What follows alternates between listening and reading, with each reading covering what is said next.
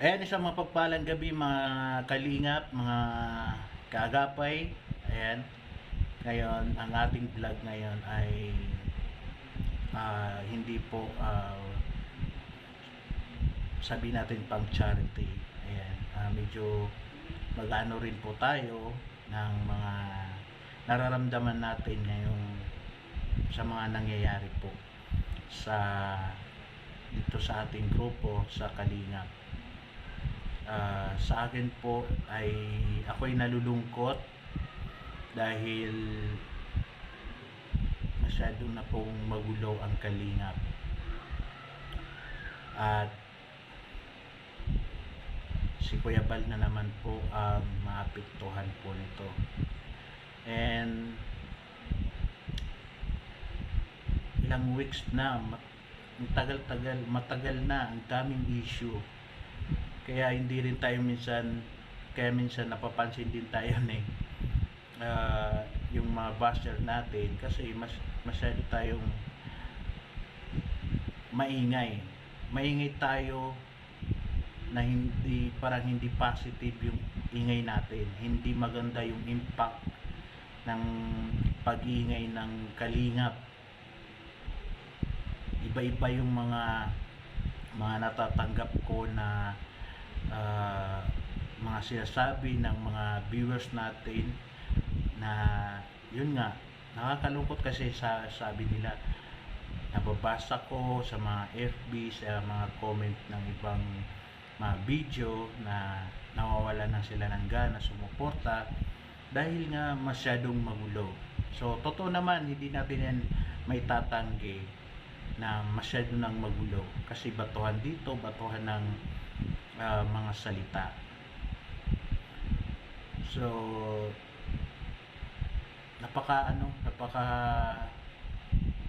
nakakalungkot na imbis na dapat marinig natin sa mga baguhan na subscribers natin, mga bagong supporters natin, ay positive yung impact ng Kalingap ay hindi po. Mga kaibigan ko nga na mga silent viewers ng Kalingap, sinasabi nila, ba't ang gulo-gulo sa Kalingap? Wala akong masabi. Sabi ko, yan na yan kasi mga nagbabangayan na sila. So wala na tayong ano doon kasi tayo naman, ako naman, ayokong sumali sa mga issue na makipagbatuhan dyan ng salita. So yun yung kasi ang nakakalungkot kasi dati nakilala ko ang Kalingap na napakaganda ng programa ni Kuya Bal. Then dahil ngayon naging masyado ng marami yung kasapi o kasama sa Kalingap, ay medyo naging magulo. Tulad ng isang bahay, pag isa lang yung tao sa isang bahay, hindi yan talaga maingay. Pero pag marami, yan, maingay na. Pero pwede naman natin gawin yung pag-iingay natin na maging positive. Kumbaga, yung makakapanood ay masisiyahan po sila, ma-appreciate nila, lalo na yung mga bago pa lang nakakilala sa Kalingap na mga viewers natin, na matutuwa sila kasi ay ganito pala talaga itong mga naririnig ko na Kalingap na tumutulong sa mga mahihirap.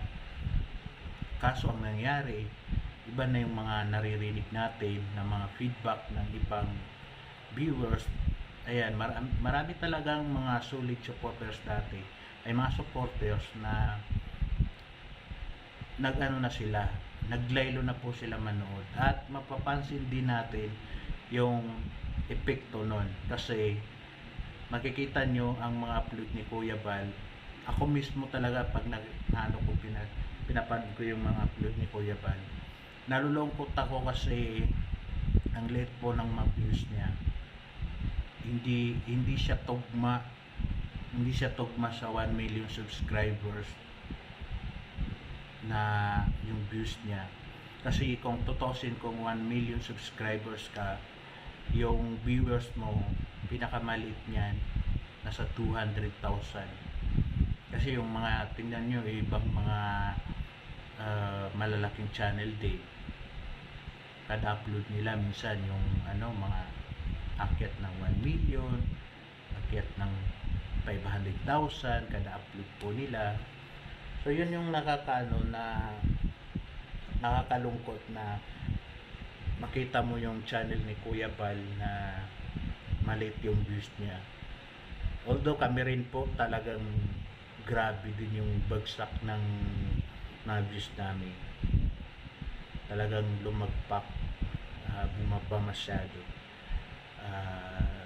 Nakakalungkot din yun na pero hindi natin wala tayong masisisi dyan kasi talagang kumbaga nagkaroon na ng kung dati konti lang yung pinapanood nila, ngayon mas marami.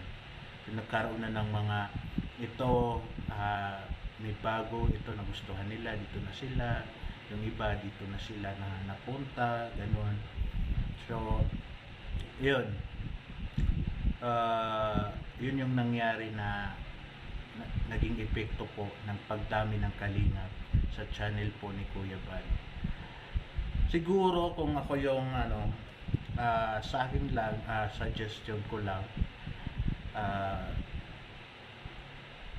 hindi rin to matatapos itong mga away-away na to, mga issue. Ayan, kasi noon pa lang issue na yan sa issue.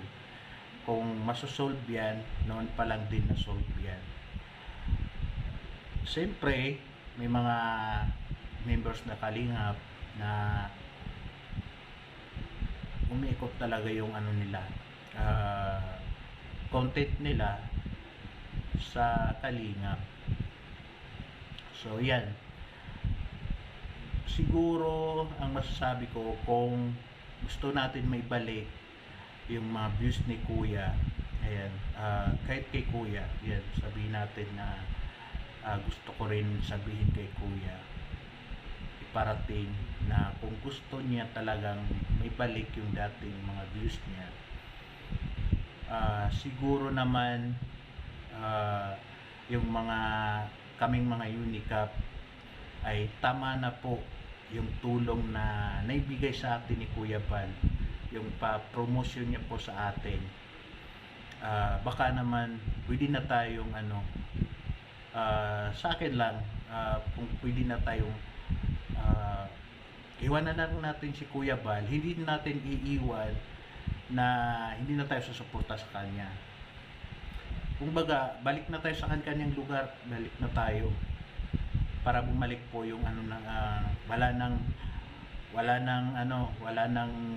wala nang tao diyan sa daet, sila na, ibalik na yung sila lang sila Brother Paas, yan mga ibang kasama ni Kuya Bal na taga-daet talaga. Magsiwihan na po tayo sa mga natin, mga bayan-bayan natin. Kaya naman siguro natin tumayo sa ating mga paa. Yun po yung maganda siguro, kasi habang may mga vloggers pa na nakapalibot kay Kuya, talagang yung views niya talaga ay hating-hati na po. Pero siyempre si Kuya Bal, hindi natin yan mapapangunahan kasi sa kanya naman desisyon yan. Ang akin lang, yun yung nakikita ko na para maibalik yung views ng channel niya, at saka ma-avoid din natin yung mga issue na yan. At saka kung may reactors man, yan sa mga karipa po, kung hindi po kayo aalis o hindi kayo titigil sa pag-reaction, mas maganda siguro magre-react tayo, hindi tayo magpo-focus sa issue. Natin, i-promote natin ng maganda yung channel ni Kuya Bal, yung binablog niya. Hindi hindi yung pag may nasilip tayong ano doon, issue dyan, ay yun yung pupuntiryahin natin. Kasi para sa akin, parang hindi kaya ng hindi kaya ng isip ko, ng puso ko, na sinasabi natin na kalingap tayo, pero iba na yung lumalabas sa mga bibig natin. Kumbaga, yung adikain natin na maganda ay may halong siyempre maraming sa mga issue na yan, marami nang nayurakan na dignidad ng tao, ng karapatan ng isang tao na hindi dapat hinahalongkat sa social media. Opo, naging kayo din, nagbatuhan na kayo ng mga baho, ng sariling baho, mga personal na problema ng isang tao, hinahalongkat nyo na. Kumbaga, hindi na angkop sa salitang kalingap yung mga nangyayari. So, yun po siguro, para sa akin, yan lang yung magandang solution na magkaroon ng katahimikan ng kalingap, na umuwi na lang yung mga nandyan sa dait, tanggalin na lahat, Unicap, Karepa, yan. Pero yung suporta pa rin natin, tulad pa rin ng dati, nakasupport pa rin tayo kay Kuya Bal. Pag ganyan yung nangyari, baka posible pang bumalik yung mga viewers ni Kuya dati na nagsialisa na. Pag napansin na nilang wala nang kumbaga wala nang kasama dyan si Kuya, bumalik na yung dating dating kalingap na sila lang din yung dyan, nagbablog. So baka doon bumalik na yung mga dating viewers ni Kuya Bal. Tsaka para sa akin, napakalaking tulong na po na nakilala tayo ni Kuya Bal, napapunta tayo ng dait. Ito hindi ko to makakalimutan kay Kuya Bal.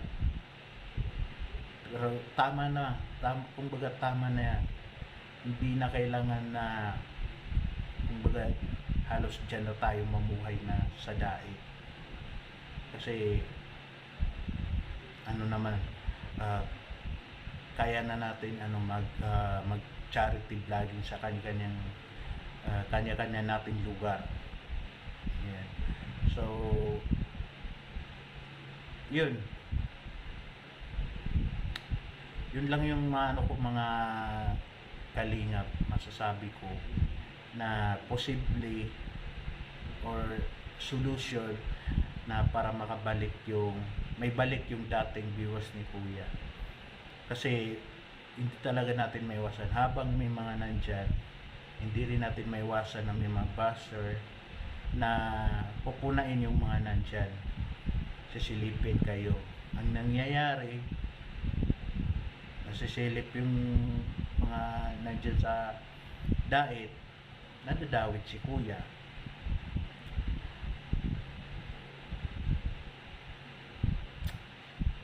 Yun, basta sa akin na nalulungkot ako kasi nung bago pa namin binuo yung Kalinga Partners,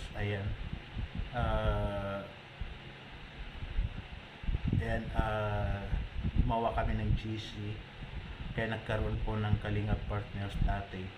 Kasi yun nga, gumawa kami ng GC, sinali namin si Kuya Bal, at doon nabuo yung Kalinga Partners. Ayun, dati masaya naman, pero ngayon masasabi ko hindi na ako, ibang-iba na po, iba na yung kalingap ngayon. So yun po mga kalingap, yun yung nakikita kong solution na para mawala na yung gulo.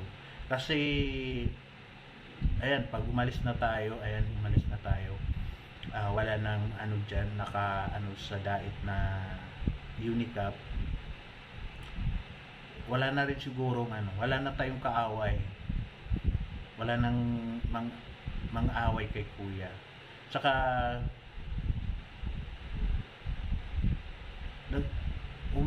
lumalala kasi yung gulo kasi may mga nagre-reaction na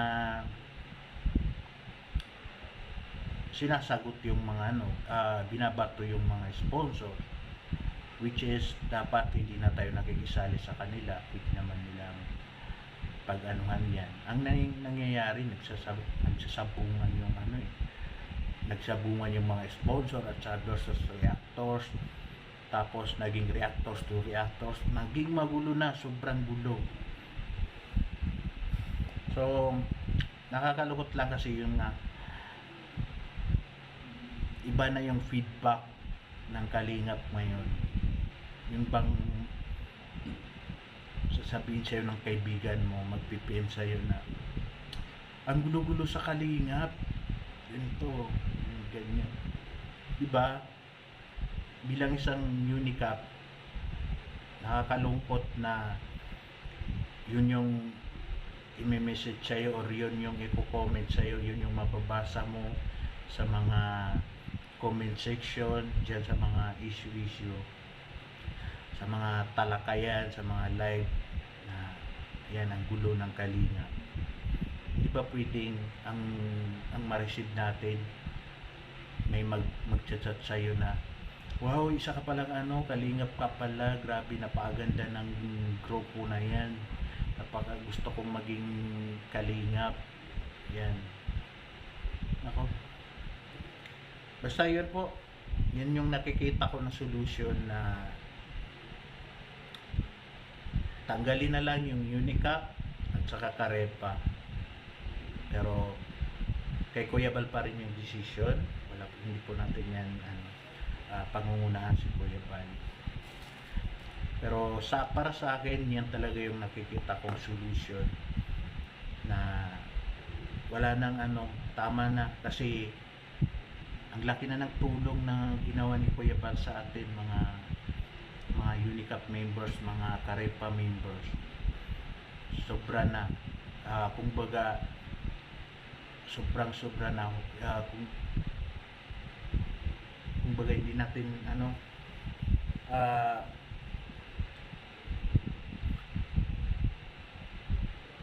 wala na tayong yung hahanapin. Kumbaga naibigay na lahat ni Kuya yung suporta na kinakailangan natin. Sabi nga nila, si Kuya Bal lang yung charity vlogger na nag-welcome ng mga small charity vlogger.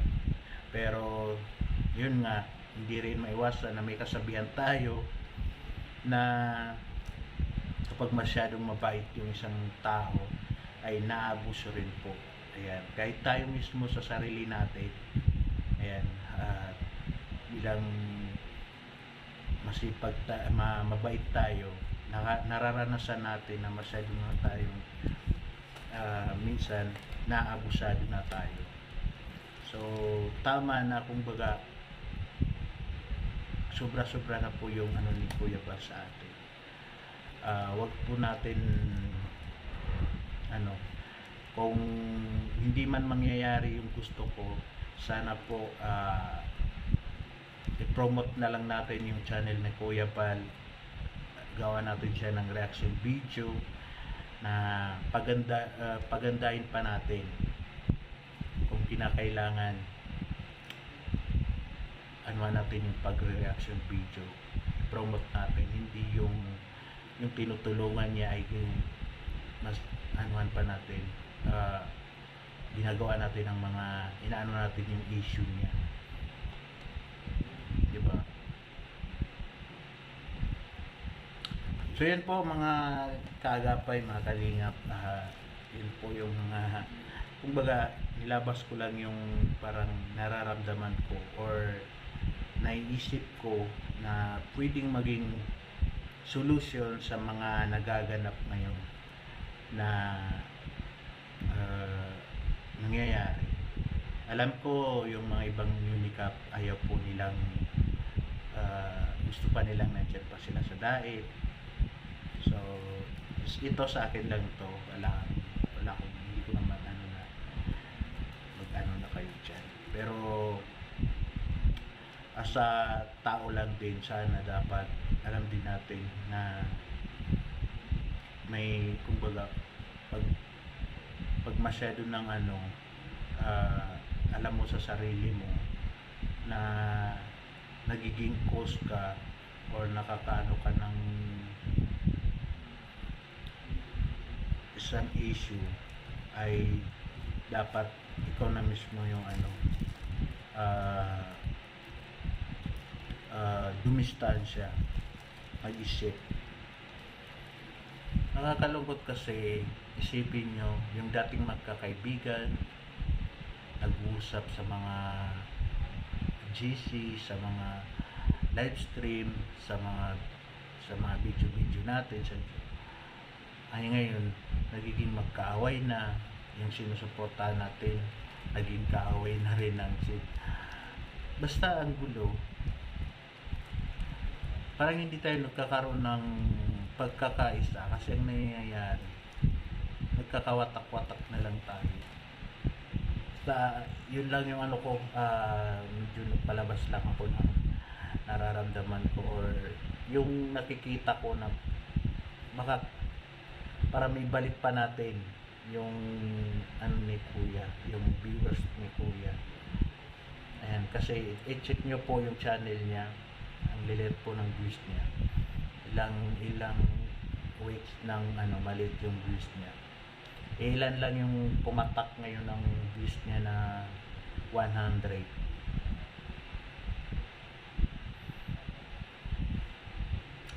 Basta yun po, magandang gabi po sa inyong lahat. Lagi po tayong mag-iingat at pa rin natin, suportahan pa rin natin si Kuya. Suportahan natin yung mga kasamahan po natin na mga tumutulong din po.